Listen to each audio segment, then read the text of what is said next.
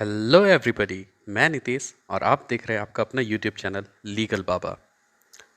As we have talked earlier about the occupancy rates having khud katti rights, now we will talk in the chapter 6 about non occupancy rates.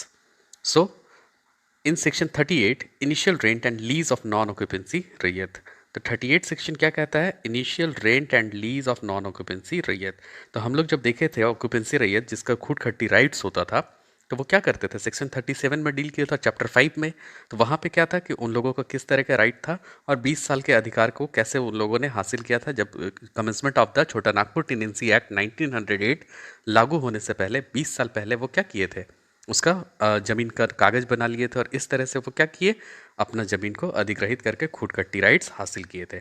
अब हम लोग बात करेंगे non occupancy रैयत्स का। तो ये section 38 में डील होता है। तो चलिए स्टार्ट करते हैं section 38। So initial rent and lease of non occupancy raiyat, तो किसके बारे में बात कर रहा है? इनिशियल रेंट के बारे में और उसके लीज के बारे में। तो कितना उनको रेंट लगेगा, कितना उनका लीज का मतलब फिक्स करेगा। तो कहता है subject to any local custom or usage. तो वहाँ पे जो विलेज में लोकल कस्टम होगा या यूसेज होंगे, non occupancy raiyat shall when admitted to the occupation of land become liable to pay such rent as may be agreed on between himself and his landlord at the time of his admission. तो कहता है कि जब non occupancy रैयत जो रहता है, जो कि वहाँ पे ऑक्यूपाई नहीं करता वो ज़मीन को, अगर वह एडमिट करता है to the occupation of land, वो कोई काम करने के लिए वो ज़मीन को लेगा कोई भी काम के लिए, become liable to pay such rent, तो वो उसको वो रेंट देना पड़ेगा। As may be agreed on between, तो किसके किसके बीच में एग्रीड होगा? तो हिमसेल्फ जो कि नॉन ऑक्यूपेंसी रैयत है, और हिज लैंडलॉर्ड जो उसका लैंडलॉर्ड होगा eight the time of his admission. तो जब वो ज़मीन ले रहा उस समय लोकल कस्टमर यूजेस के अनुसार उस ज़मीन का रेट फिक्स होगा। And shall be entitled to a lease only at such rate and on such condition as may be so agreed on। तो वो क्या होगा? इंटाइटल्ड होगा उस लीज के लिए, उस एग्रीमेंट के लिए। कब? जब वो क्या होगा? उस रेट पर और उस कंडीशन पर दिया जाएगा जो कि उसको मतलब एग्री किया है वो नॉन ऑक्यूपेंसी रैयत की, इसको हम लोग देंगे। तो इस तरह से क्या होगा? इनिशियल रेंट फिक्स होगा। तो ये कौन से सेक्शन में कहता है? Section 38। Now we will move to the section 39 that says that effects of acquisition of landlord of the right of non-occupancy रैयत in his holding। तो क्या होगा? इफेक्ट ऑफ एक्विजिशन मतलब वो एक्वायर करेगा, उस जमीन को अधिग्रहित करेगा। कौन करेगा? लैंडलॉर्ड करेगा। Of the right of non occupancy raiyat, तो जो राइट होता है नॉन ऑक्यूपेंसी रैयत का उसके होल्डिंग पर, उसको वो क्या करेगा? एक्विजिशन करेगा, यानी कि उसको एक्वायर कर लेगा। Now, the provision section 20 shall apply in this case of the right of non-occupancy rayat in his holding in the same way that this apply on the occupancy rayat। तो जो section 20 में कहा था, section 20 में क्या कहा था कि यहाँ पे वो इसी तरीके से अप्लाई होगा जैसे कि नॉन ऑक्यूपेंसी रैयत पे अप्लाई होता है अपने होल्डिंग पे, उसी तरीके से ऑक्यूपेंसी रैयत पर भी अप्लाई होगा। तो ऑक्यूपेंसी रैयत का जो राइट है वैसे ही नॉन ऑक्यूपेंसी रैयत का भी राइट रहेगा। एक बार अगर वो लीज से अप्लाई कर लेता है और उसको एक्विजिशन कर लेता है तो उसका जो अधिकार जो नॉन ऑक्यूपेंसी रैयत का, वही अधिकार ऑक्यूपेंसी रैयत का भी रहता है। Now section 40 deals with the condition of enhancement of rent of non occupancy raiyat. तो कौन कौन सा कंडीशन होगा किसके लिए? तो इन्हांसमेंट ऑफ रेंट यानी रेंट के वृद्धि के लिए किसका रेंट का वृद्धि करेगा? तो नॉन ऑक्यूपेंसी रैयत का। सो कहता है the rent of non occupancy raiyat shall not be enhanced except by registered agreement or agreement under section 42। तो अगर रेंट को अगर इंक्रीज करना नॉन ऑक्यूपेंसी रैयत का, तो कैसे इन्हांस्ड होगा? तो सिर्फ और सिर्फ दो तरीके से होगा, या तो रजिस्टर्ड एग्रीमेंट से होगा या एग्रीमेंट अंडर सेक्शन 42 जो हम लोग आगे अभी पढ़ेंगे। तो यहाँ पे क्वेश्चन बनता है कि how the non occupancy raiyat sell registered there क्या है? Enhancement of rent. तो the registration of the enhancement of rent of the non occupancy raiyat has been done with the two methods, that is registered agreement and the agreement under section 42। और एक और question यहाँ से निकलता है कि किस एग्रीमेंट के अंतर्गत कोई है इन्हांसमेंट ऑफ रेंट होता है? तो अगर इन्हांसमेंट ऑफ रेंट होता है तो वो भी सेक्शन 42 के अंतर्गत होगा। Now we will move to the next section that is 41 grounds on which non occupancy रैयत में भी रिजेक्टेड। तो कौन कौन से ग्राउंड्स होंगे जिसमें नॉन ऑक्यूपेंसी रैयत को क्या कर सकता है? रिजेक्ट कर सकता है। सो कहता है non occupancy raiyat shall subject to the provision of this act be liable to ejectment on one or more of the following grounds and not otherwise namely. तो कहता है कुछ यहाँ पे ग्राउंड्स दिए जिसके कारण अगर जो नॉन ऑक्यूपेंसी रैयत है उसको उस जमीन से बेदखल कर दिया जा सकता है या उसे निकाल दिया जा सकता है। तो कौन कौन से ऐसे ग्राउंड्स है उसको चलिए हम लोग देखते हैं।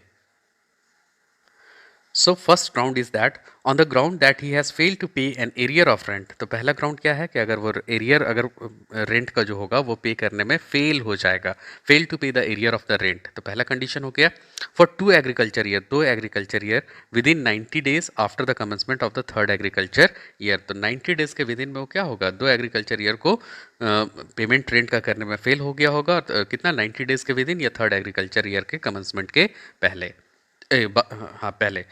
फिर उसके बाद सेकंड ग्राउंड कहता है on the ground that he has use the land comprise the hold in his holding in a manner which is not authorised by local customer usages or which materially impairs the value of the land or renders it for unfit for the purpose of tenancy. तो कहता है दूसरा कि on the ground he has use the land, तो जो ground के लिए वो लैंड लिया था, comprise in his holding in a manner which is not authorised by local customer usages. तो वो जो ग्राउंड पे वो लैंड लिया था लेकिन वो लोकल कस्टमर यूजेस के अधीन नहीं है, या कोई भी काम करने के लिए लिया हो लेकिन वहाँ लोकल कस्टमर यूजेस के अधीन वो लैंड नहीं आता हो, विच literally impairs the value of the land. तो क्या करेगा, इम्पेयर मतलब धीरे धीरे वो वैल्यू ऑफ द लैंड को घटा देगा। फिर कहता है और renders it unfit for the purpose of tenancy. ये ऐसा लैंड बना देगा जो कि अनफिट हो जाता है, मतलब कोई कार्य योग्य रह ही नहीं जाता वो जमीन। अगर ऐसा कोई कार्य करता है नॉन ऑक्यूपेंसी रैयत, तो इसको क्या कर सकता है, इसको इजेक्ट करवा सकता है, यानी कि बाहर निकाल सकता है, तो इसको इजेक्ट करवा देगा। थर्ड कहता है ground on the ground that he has broken a condition consistent with this act. अगर वो ग्राउंड होगा कि ये क्या किया होगा, वो कंडीशन जो मेंशन किया होगा उसको तोड़ दिया होगा, जो इस कंडीशन इस एक्ट से लागू होता है। on breach of which he is under the term of contract between himself and his landlord liable to be rejected। तो अगर ऐसा करता है, ब्रीच ऑफ कॉन्ट्रैक्ट करता है, तो क्या होगा कि ये और इसका कॉन्ट्रैक्ट अगर इसके बीच में टूट जाता है, इसके लैंडलॉर्ड के बीच में, तो लिएबल टू बी इजेक्टेड, तो उसको फिर वहाँ पे निकाल दिया जा सकता है, यानी कि वो कंडीशन को ब्रोक नहीं कर सकता है, वो एक्ट का जितना भी कंडीशन है उसको पालन करना है। अगर ऐसा करता है तो इजेक्टमेंट संभव है।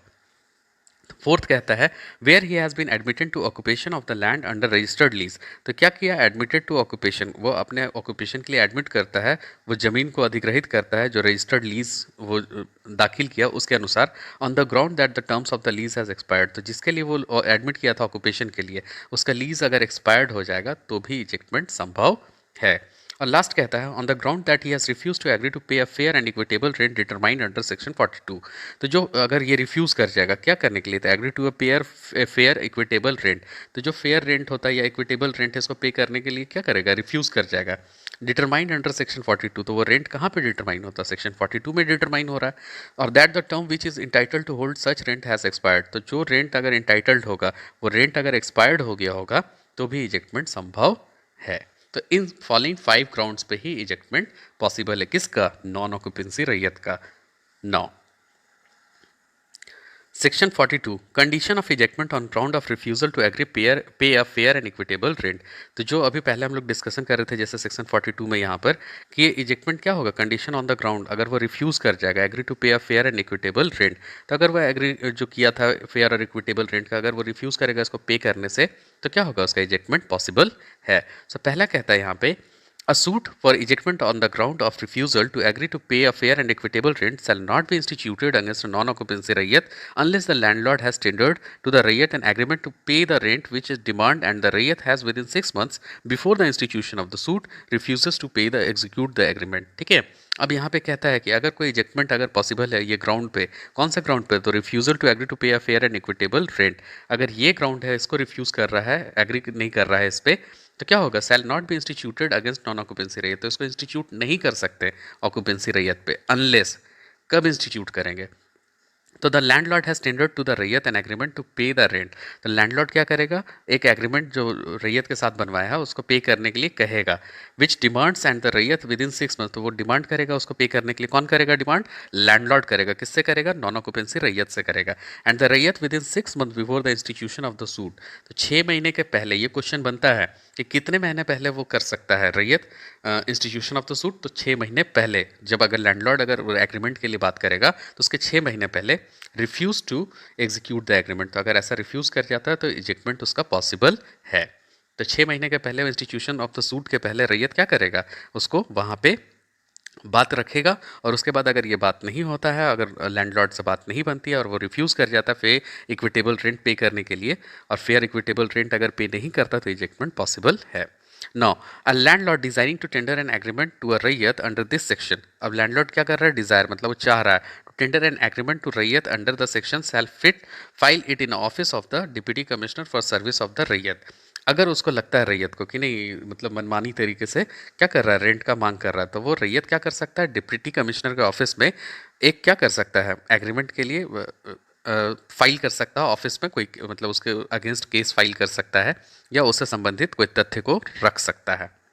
नौ थर्ड कहता है when an agreement has been filed, अगर एग्रीमेंट फाइल करता है, कहाँ पे फाइल किया था, तो सब सेक्शन 2 में डिप्टी कमिश्नर के पास में, the deputy commissioner shall forthwith cause it will serve on raiyat in the manner prescribed under section 264 for the service of the notice. तो यहाँ पे कहता है कि अगर रैयत को डिप्टी कमिश्नर को क्या किया था, तो एग्रीमेंट का लेटर को फाइल किया था, तो वहाँ पे डिप्टी कमिश्नर क्या कर सकते हैं, रैयत को सर्व कर सकते हैं, मतलब कुछ भी दे सकते हैं, बता सकते हैं, इन the manner prescribed under section 264। तो जो 264 में यहाँ पे प्रिस्क्राइब किया गया on the service of this such notice, तो अगर वैसा कोई नोटिस उनको मिलता है तो वो सर्विस ऑफ द सेक्शन 264 के अंतर्गत उसको प्रिस्क्राइब कर सकते हैं, यानी दे सकते हैं कि हाँ क्या है, इजेक्टमेंट करना है नहीं करना है, क्या क्या उसमें ग्राउंड्स है, वो सब चीज़ बता सकते हैं। कौन से सेक्शन में, सेक्शन 264। तो कब होगा, तो अगर इजेक्टमेंट होगा on the ground of refusal of agree to pay a fair and equitable rate, तो ये सेक्शन 264 लागू होगा। तो ये भी क्वेश्चन बनता है कि कौन से सेक्शन में ये लागू होता है, तो section 264।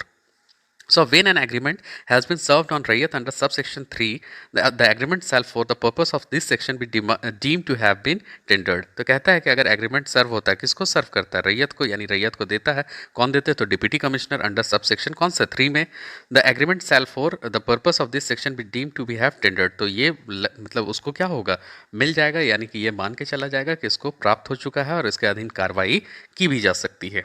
Now, if a Rayyat on whom the agreement has been served under subsection 3 executes it and within 1 month from the date of the receipt file it in the office of the Deputy Commissioner, it shall take effect from the commencement of the agriculture next following।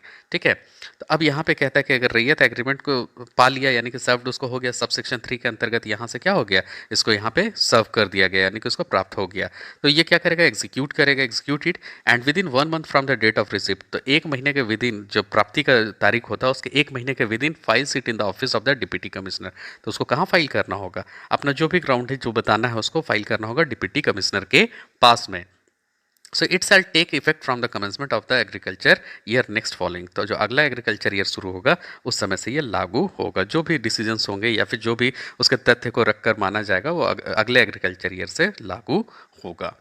So, when an agreement has been executed and filed by Rayyat under subsection 5, the Deputy Commissioner shall forthwith cause a notice of its being so executed and filed to be served on the landlord। तो अगर ये agreement execute होता है और filed by the रैयत under subsection 5, तो यहाँ से एग्जीक्यूट करने के लिए रैयत क्या करेगा, फाइल करेगा उसको किसके पास में, डिप्टी कमिश्नर के पास में, सबसेक्शन 5 के अंतर्गत। तो deputy commissioner shall forthwith cause a notice, तो वो क्या करेंगे, डिप्टी कमिश्नर एक नोटिस सर्व करेंगे for its being so executed and filed to serve on the landlord. तो ये जो भी रैयत का डिमांड है या जो भी रैयत का ग्राउंड्स है वो फिर किसको देंगे, लैंडलॉर्ड को, कि हाँ ये बात है, ये तथ्य है और इस पर आपको कार्रवाई करनी चाहिए, आपके ऊपर कार्रवाई हो सकती है, किसको बोलेंगे, लैंडलॉर्ड को बोलेंगे। या फिर यहाँ पे जो refusal of agree to pay a fair and equitable rent था, तो उसको क्या कर सकते हैं, या तो करवा सकते हैं या तो मना भी कर सकते हैं। तो लैंडलॉर्ड से जब रैयत से बात हो गया तब किससे बात होगा, लैंडलॉर्ड से बात होगा, डिप्टी कमिश्नर का। So, subsection 7, if the Rayyat does not execute the agreement and files it under subsection 5, he shall be deemed for the purpose of this section to have refused to execute it। तो अगर रैयत जो है अगर वो execute नहीं करता है किसको, एग्रीमेंट को जो फाइल किया था सबसेक्शन 5 के अंतर्गत, he shall be deemed for the purpose for this section has refused to execute it। तो उसको माना जाएगा कि क्या किया, रिफ्यूज़ कर गया उसको एग्जीक्यूट करने से। अगर वो एग्जीक्यूट ही नहीं करना चाहता है इक्विटेबल एंड फेयर रेंट को, तो क्या है, सबसेक्शन 5 के अंतर्गत माना, सबसेक्शन 7 के अंतर्गत माना जाएगा कि यहाँ पे वो एग्जीक्यूट करना ही नहीं चाह रहा है। Say if a Rayyat refuses to execute an agreement tendered to him under section and the landlord thereupon institute a suit and eject him। तब जब रैयत एग्जीक्यूट करने के लिए मान ही नहीं रहा था, तो रैयत क्या किया है, रिफ्यूज़ करके एग्जीक्यूट करने से एग्रीमेंट को इस सेक्शन के अंतर्गत, तो अब क्या करेगा लैंडलॉर्ड, उसको खाली करवाने के लिए there upon institute a suit to eject him, उसको खाली करवाने के लिए एक एप्लीकेशन फाइल करेगा।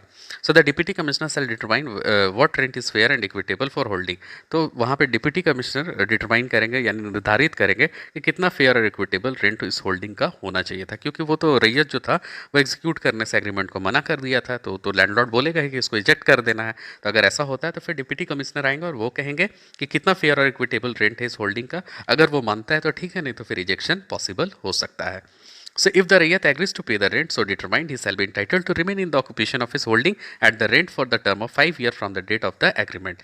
अगर रैयत एग्री कर जाता है पे करने के लिए वो रेंट को, जितना डिटरमाइन किया कौन, डिप्टी कमिश्नर, तो वो इंटाइटल कर जाएगा, मतलब उसको रहने का अधिकार मिल जाएगा इन occupation, remain in occupation for his holding. तो अपने जो होल्डिंग के लिए उसको अधिकार मिल जाएगा कि रख सकते हैं।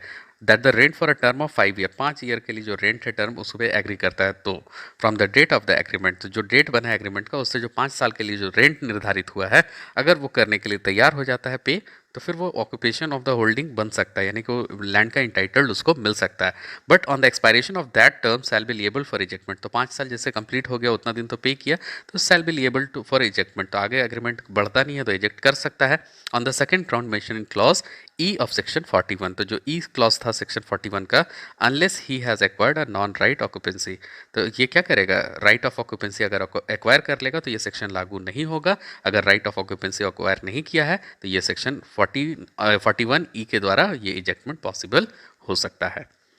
फिर कहता है if the raiyat does not agree to pay the rent so determined the deputy commissioner shall pass a decree of ejectment. तो अगर रैयत एकदम जितना इतना प्रावधान होने के बावजूद बोलता है कि हम पे नहीं करेंगे रेंट को, तो डिप्टी कमिश्नर क्या कहेंगे, बोलेंगे इजेक्टमेंट कर दो और ये रैयत से खाली करवा देंगे। So in determining what the rent is fair and equitable, the deputy commissioner shall have regard to the rent generally paid by non occupancy raiyat for land of a similar description and with like and advantage of the same village if the deputy commissioner thinks fit in adjoining village. तो deputy commissioner क्या करेंगे, देखेंगे कि उस village में कितना rent चल रहा है, कितना उसका पैसा मतलब उसी तरह का होल्डिंग के लिए लग रहा है, उसी तरीके से देखकर उनको जो अच्छा लगेगा, जो फिट लगेगा, वो इक्विटेबल और फेयर रेंट उसके लिए फिक्स कर सकते हैं।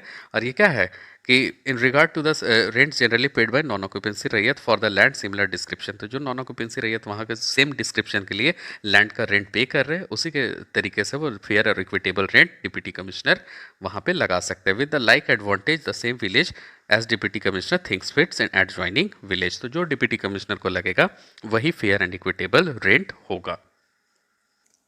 So in the chapter 6 we have seen that non-occupancy rayats. In section 38 we have seen initial rent and lease of non-occupancy rayat. In section 39 effect of acquisition of the landlord of the right of non-occupancy rayat of his holdings. In section 40 condition of enhancement of rent of non-occupancy rayat. Section 41 says that grounds on which non-occupancy rayat may be ejected. And section 42 says that condition of ejectment on ground of refusal to agree to pay a fair and equitable rent. So in this chapter, chapter 6, it covers 38 section to 42 section. In the next chapter of 7, we will see the lands exempted from the chapter 4 and chapter 6. So this is all about the today's video. If you like my video, if you understand my video, please share and subscribe my channel. Thank you.